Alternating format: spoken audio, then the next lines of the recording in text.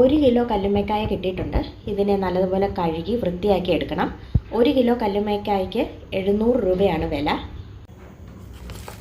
Open ചെയ്തിട്ടുണ്ട്. വേറൊരു കവറിൻ്റെ അകത്ത് കുറച്ച് വെള്ളമൊക്കെ ആയിട്ട് ഇങ്ങനെയാണ് ഇതിരിക്കുന്നത്. തുറന്നു നോക്കാം.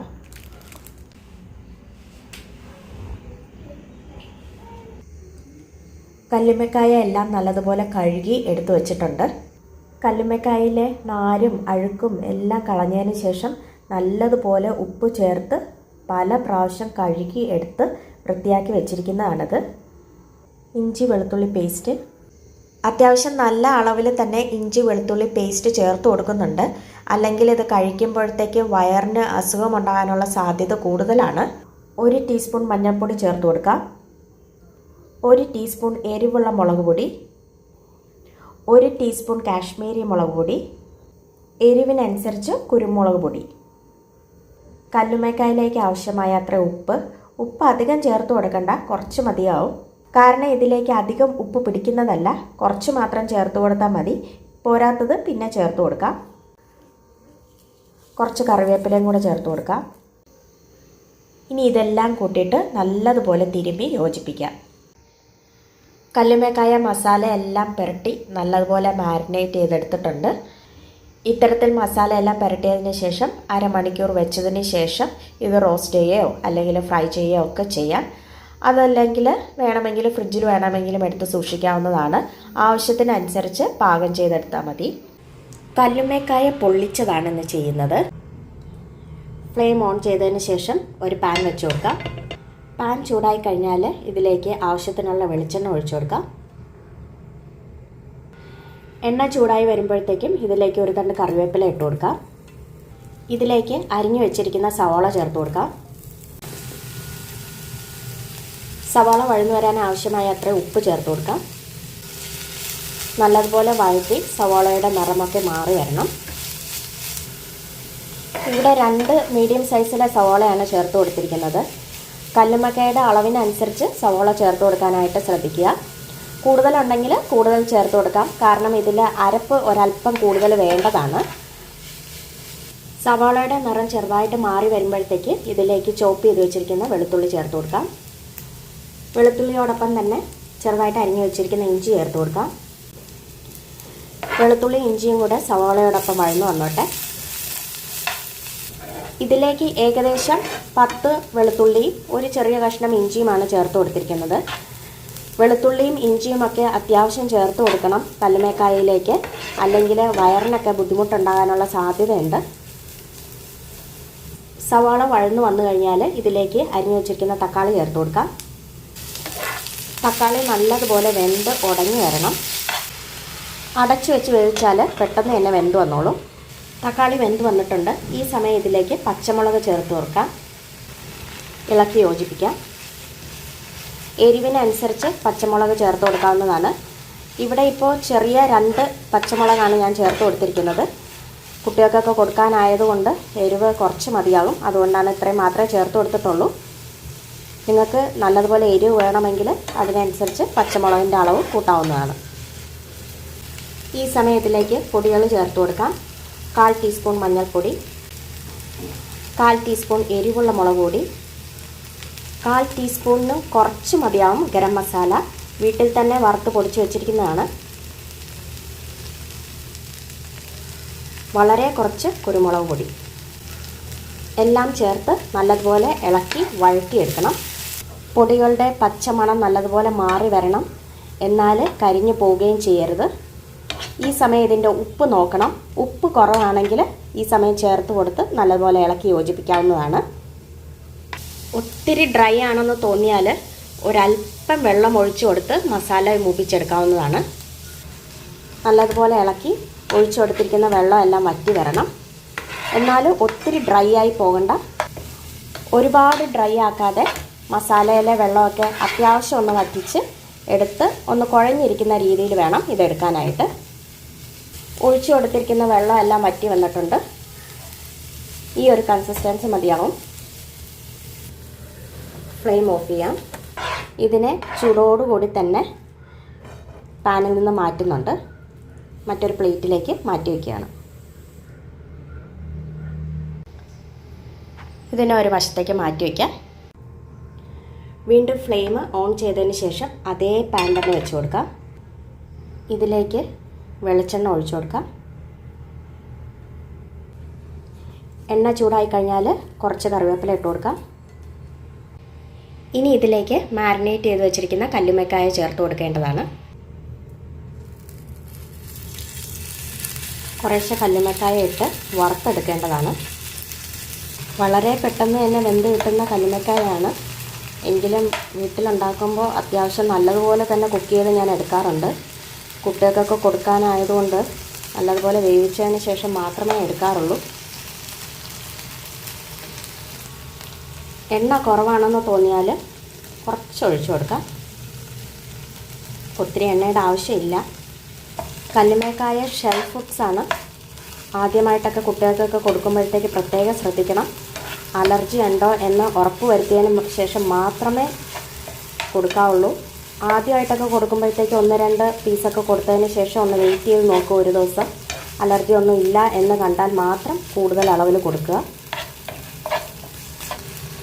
കല്ലുമ്മക്കായ എന്ന് ഞാൻ കഴിയുന്നതും പുറത്തു നിന്ന് വാങ്ങിച്ച് കഴിക്കാറില്ല. കാരണം അവരെങ്ങനെയാണ് അത് ക്ലീൻ ചെയ്യുക, എത്രത്തോളം കുക്ക് ചെയ്യുന്നുണ്ടെന്നൊന്നും നമുക്കറിയില്ലല്ലോ. പലർക്കും അലർജിയും ഒരുപാട് ബുദ്ധിമുട്ടൊക്കെ ഉണ്ടായിട്ടുണ്ട് കല്ലുമ്മക്കായ പുറത്തുനിന്ന് കഴിച്ചതിന് ശേഷം. അതുകൊണ്ട് വീട്ടിൽ തന്നെ എപ്പോഴും വൃത്തിയാക്കി പാകം ചെയ്ത് കഴിക്കുന്നതാണ് ഏറ്റവും നല്ലത്. കല്ലുമ്മക്കായ നല്ലതുപോലെ മൂത്ത് വന്നിട്ടുണ്ട്, നിറമൊക്കെ മാറിയിട്ടുണ്ട്. വേവ് നോക്കുക. ഞാൻ പറഞ്ഞതുപോലെ തന്നെ അത്യാവശ്യം നല്ലതുപോലെ മൊരിയിച്ച് വേവിച്ചെടുക്കും. എല്ലാവർക്കും ഇത്രയും മൊരിയുന്നത് ഇഷ്ടമാവണമെന്നില്ല. ഓരോരുത്തരുടെ ഇഷ്ടത്തിനനുസരിച്ച് എത്രത്തോളം വേവിക്കാവോ അത്രത്തോളം വേവിച്ചോളൂ. ചിലർക്ക് പെട്ടെന്നൊന്ന് വാടി നല്ല സോഫ്റ്റായിട്ടിരിക്കുന്നതായിരിക്കും ഇഷ്ടം. പക്ഷെ ഞാൻ അത്യാവശ്യം നല്ലതുപോലെ കുക്ക് ചെയ്തതിന് ശേഷം മാത്രമേ എടുക്കാറുള്ളൂ. നല്ലതുപോലെ വെന്ത് വന്നിട്ടുണ്ട്. ഉപ്പെല്ലാം പാകമാണ്. ഇത് മതിയാകും. ഫ്ലെയിം ഓഫ് ചെയ്യാം. ഇനി ഇതിലേക്ക് വഴറ്റി വെച്ചിരിക്കുന്ന മസാല ചേർത്ത് കൊടുക്കാം. മസാല മുഴുവനായിട്ട് ഇട്ട് കൊടുത്തതിന് ശേഷം കല്ലുമ്മക്കായയുടെ കൂടെ ചേർത്ത് ഇളക്കി യോജിപ്പിക്കാം. നല്ലതുപോലെ മിക്സ് ചെയ്തെടുക്കണം. പാൻ അത്യാവശ്യം നല്ലതുപോലെ ചൂടായിട്ടാണ് ഇരിക്കുന്നത്. ഈ ചൂടിലിരുന്ന് തന്നെ ഇത് നല്ലതുപോലെ മൊരിഞ്ഞ് മസാലയെല്ലാം അതിനോടുകൂടി യോജിച്ച് നല്ലതുപോലെ ആയിക്കോളും. അടുത്തതായിട്ട് ഫ്ലെയിം ഓൺ ചെയ്തതിന് ശേഷം ഒരു വാഴയില വാട്ടിയെടുക്കണം.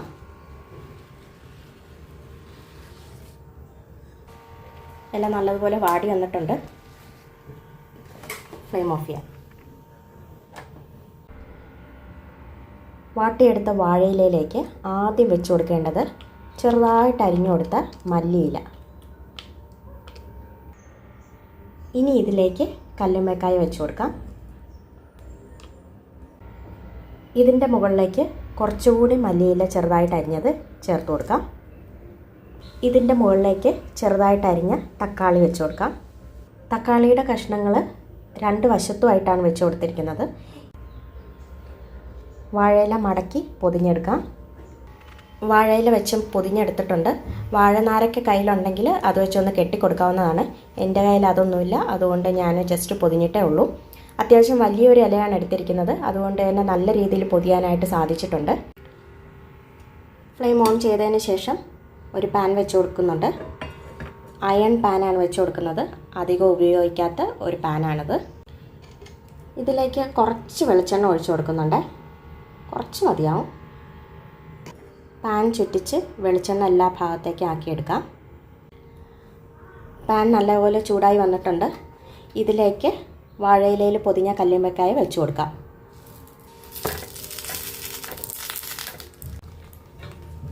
ചെറിയ ഫ്ലെയിമിലേക്ക് ഇട്ടതിന് ശേഷം അടച്ചു വയ്ക്കാം. പാനിലിരുന്ന് നല്ലതുപോലെ ആവി കയറി കല്ലുമ്മക്കായ ചൂടായിട്ട് വരണം. നല്ലതുപോലെ സ്റ്റീം കയറുമ്പോഴത്തേക്കാണ് ആ വാഴയിലയുടെ ഫ്ലേവറും കൂടെ കല്ലുമ്മക്കായയിലേക്ക് കിട്ടുക. ഇടയ്ക്ക് തുറന്നു നോക്കണം. നല്ലതുപോലെ ആവി വരുന്നുണ്ട്. ഒരു വശം നല്ലതുപോലെ ആവി വന്നു കഴിഞ്ഞാൽ തിരിച്ചിട്ട് കൊടുക്കാം.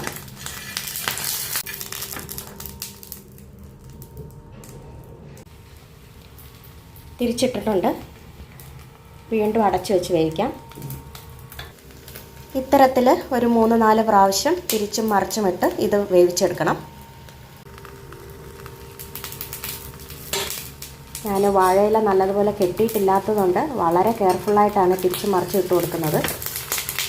ഇതുപോലെ ഒരു സ്പൂണ് അടിയിൽ വെച്ചതിന് ശേഷം മുകളിൽ വേറൊരു സ്പൂണും കൂടെ വെച്ച് സപ്പോർട്ട് ചെയ്തതിന് ശേഷമാണ് തിരിച്ചും മറിച്ചും ഇടുന്നത്. വാഴയിലയിൽ പൊള്ളിക്കുമ്പോഴത്തേക്ക് നല്ല മണമാണ് കേട്ടോ വരുന്നത്. ഒരു വശം ഏതാണ്ട് നല്ലതുപോലെ വാടിയിട്ടുണ്ട്. ഇനി മറ്റേ വശം കൂടെ വാടിക്കഴിഞ്ഞാൽ ഇതെടുക്കാവുന്നതാണ്. കല്ലുമ്മക്കായ പൊള്ളിച്ചത് റെഡിയായിട്ടുണ്ട്. ഇത്രയും മതിയാകും. ഫ്ലെയിം ഓഫ് ചെയ്യാം. ചൂടോടുകൂടി അടച്ചു വയ്ക്കാം. കുറച്ച് നേരം കൂടെ ഇതിങ്ങനെ ഇരുന്നോട്ടെ. 5 മിനിറ്റ് കഴിഞ്ഞിട്ടുണ്ട്. കല്ലുമ്മക്കായ തുറന്ന് നോക്കാം.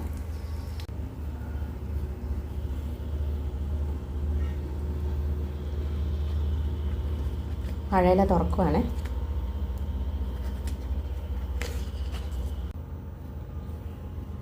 ഇതാ അകത്തൊക്കെ നല്ലതുപോലെ ആവി കയറി പൊള്ളി വന്നിട്ടുണ്ട്.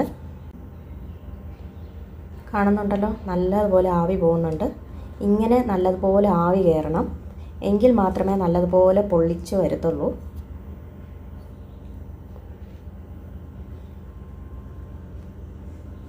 കാണുന്നില്ലേ ആവി പോകുന്നത്? ഇത്തരത്തിൽ ആവി പോകണം.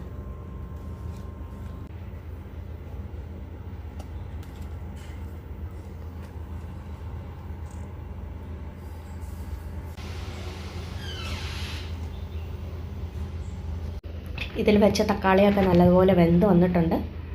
ഒരു പ്രാവശ്യമെങ്കിലും നിങ്ങൾ കല്ലുമ്മക്കായ കിട്ടുമ്പോൾ ഈ രീതിയിലൊന്ന് പൊള്ളിച്ച് നോക്കണം. നല്ല ടേസ്റ്റാണ്. അപ്പത്തിൻ്റെ ചപ്പാത്തിയുടെ കൂടെ കഴിക്കാൻ അടിപൊളിയാണ്. പുട്ടിൻ്റെ കൂടെ ആണെങ്കിൽ ബഹുകേമമാണ്. ചോറിൻ്റെ കൂടെ ആണെങ്കിൽ നല്ലതാണ്. കുട്ടികൾക്ക് എല്ലാവർക്കും ഇഷ്ടപ്പെടും. ഇതൊന്ന് ട്രൈ ചെയ്ത് നോക്കിക്കോളൂ. വീഡിയോ ഇഷ്ടമായെങ്കിൽ ലൈക്കും ഷെയറും ചെയ്യാൻ മറക്കരുത്. മറ്റൊരു അവസരത്തിൽ വീണ്ടും കാണാം. താങ്ക്